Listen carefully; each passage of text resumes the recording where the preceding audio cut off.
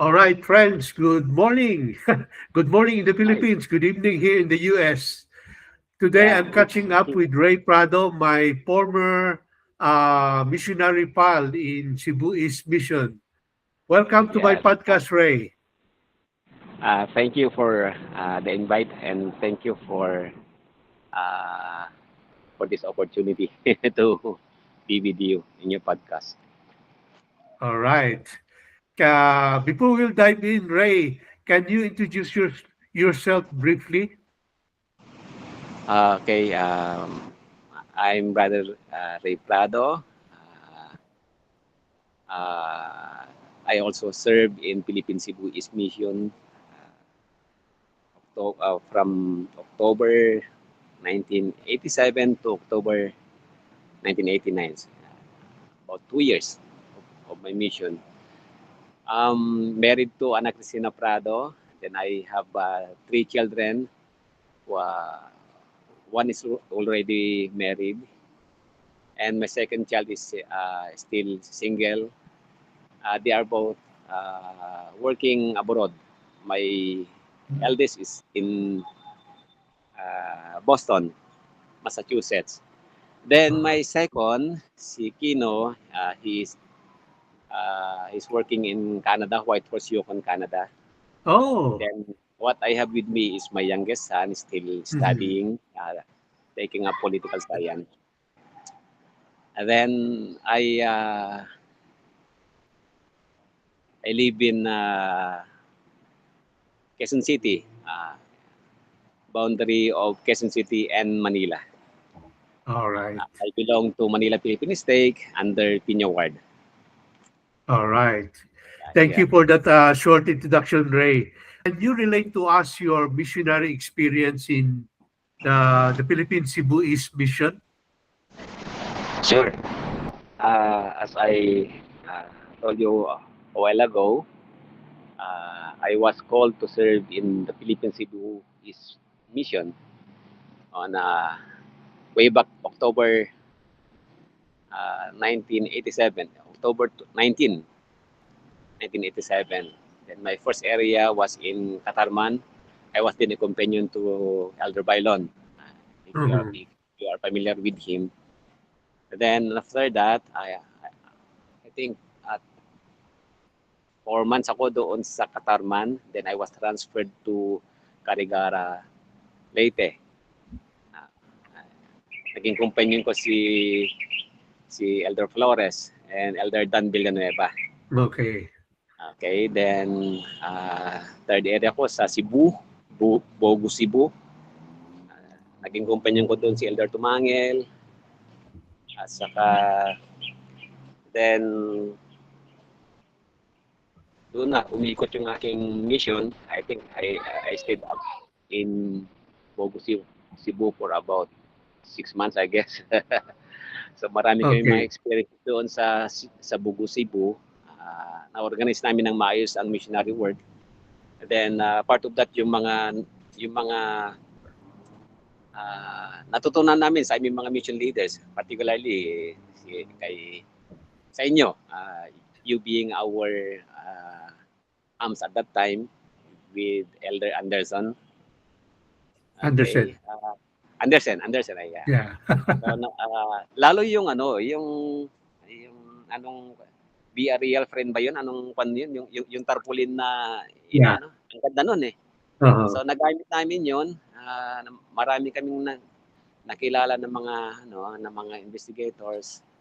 Marami kaming naging investigators, tapos pati mga members ng mga sumama rin sila para ah, mai maibahagi rin nila yung kung paano talaga maging yung totoong kaibigan through that Yes. software na-implement ng aming mga mission leaders. So very successful naman yun. Nagkaroon din kami ng maraming baptism doon dahil doon. Barf ang tawag. Yes, I Yes, remember. Mark. Barf, be a real friend. Yes. Then, I'm glad you remember that program. yes, of course. Kasi very memorable sa amin yon dahil yung companion ko rin masipag din eh. Uh, Kaya na-implement namin ng maayos. Then, ano pa ba?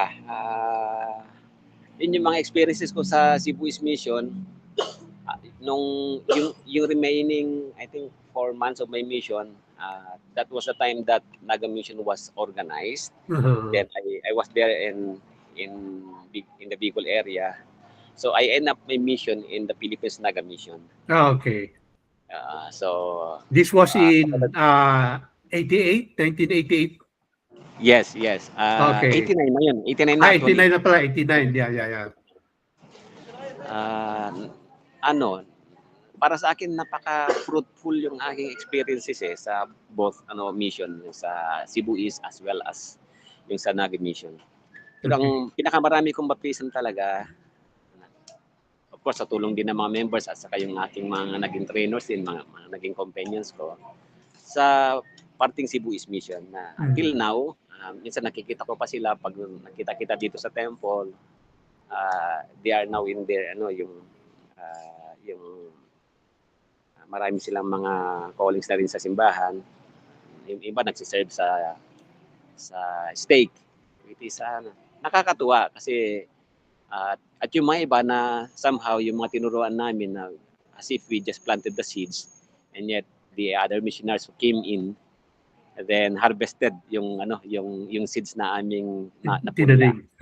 Yeah. So since kami yung parang nagpula ng seeds, mas kilala kami, parang gano'n. Kaya pag nakikita-kita dito sa parting Manila, then still mararamdaman mo yung very thankful sila na alaman nila yung gospel through us bilang mga missionaries, which masasabi ko naman na binigay ko naman yung aking best as for the missionary.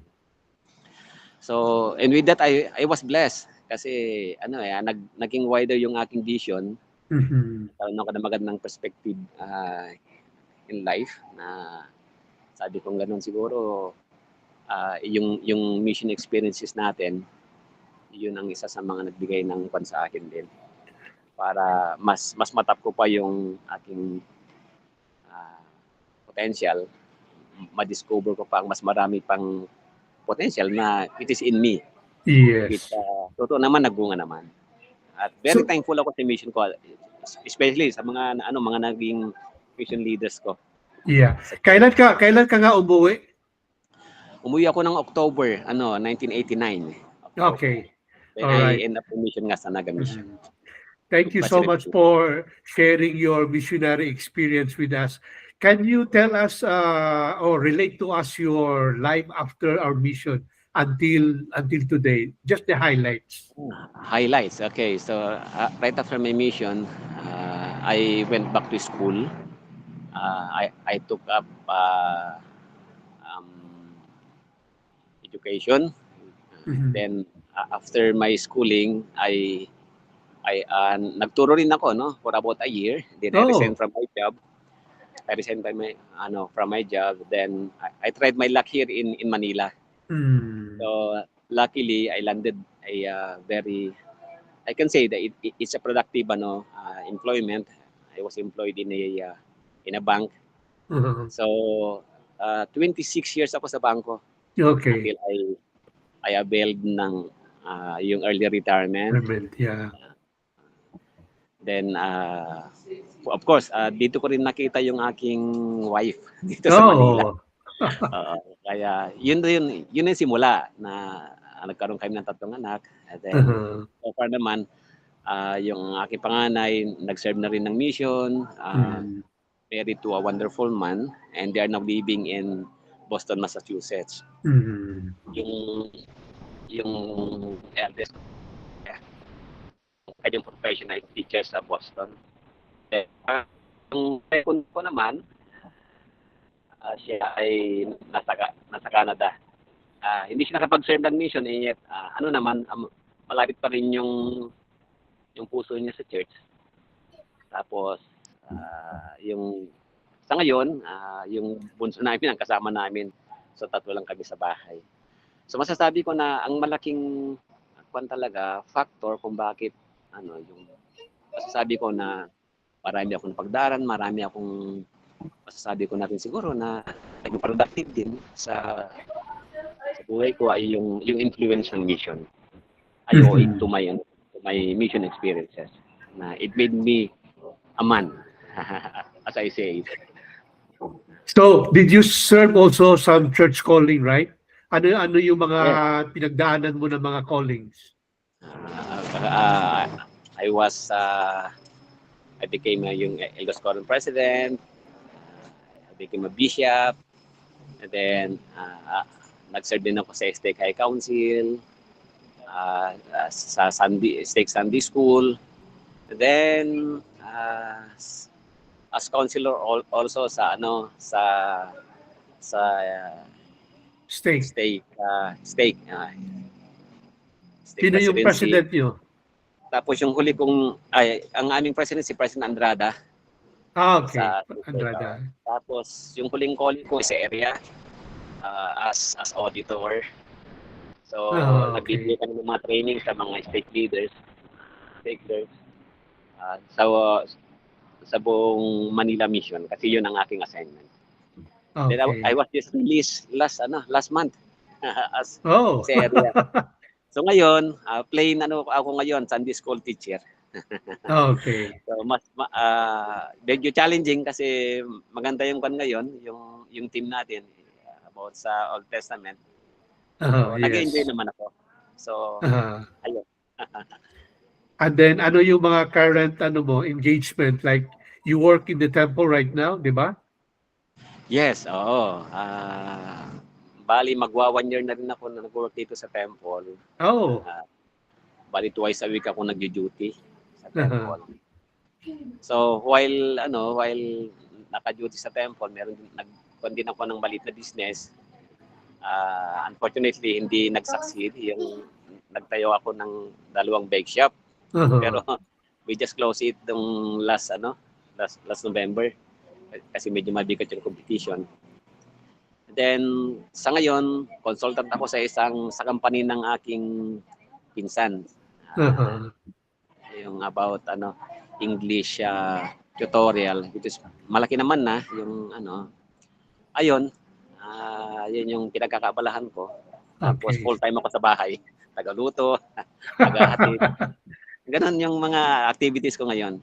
It is na-enjoy ko naman at least as I compare myself noon kasi bawat oras noon masyadong gamit na gamit eh. Pero ngayon meron na rin akong konting time somehow na ibibigay sa family. All right. So to wrap it up, Ray, ano yung mga bagay-bagay na gusto mo pang sabihin, for the next minute or two? Well, ang para sa akin, never stop studying. Pag mayroong opportunity for growth, then grab it. Kasi ito yung mga opportunities na somehow, mas nalalaman pa natin kung ano yung will heavenly Father para sa atin. Kasi pwede pa tayo makatulong sa maraming tao. Kasi binless tayo ng maraming pagkakataon. Ang ating nagkaroon tayo ng privilege na mag-serve ng mission, and with that, yung experiences na ating na-gain, somehow, binabalik ko naman yung sa Panginoon through service. At of course, yung pagmamanis din ng ating sariling pamilya. Ayun, basta ang para sa akin, basta mayroong opportunity for growth, grab it. Dahil yun yung purpose talaga ng ating Amang nasa langit. All right. So thank you so much, Brother Ray Prado, my mission mate in the Philippine Cebu East Mission. Paki nga dyan sa temple, pakita mo kung saan ka ngayon. Okay. Andito yung wife ko at yung mga kasama ko sa temple na nag-work this time. Okay. Hi. Alright, so nasa temple ka pala. Sa Cabinet Temple actually. Sa Cabinet Temple. Ayan yung... Yes. Wow. Beautiful. Tapos, ayan. So, kita yung gilid ng temple na makaganda. Temple ground. Thank you so much, Brother John. All right. Yeah, thank you, Ray. Bye-bye. Welcome. Bye-bye.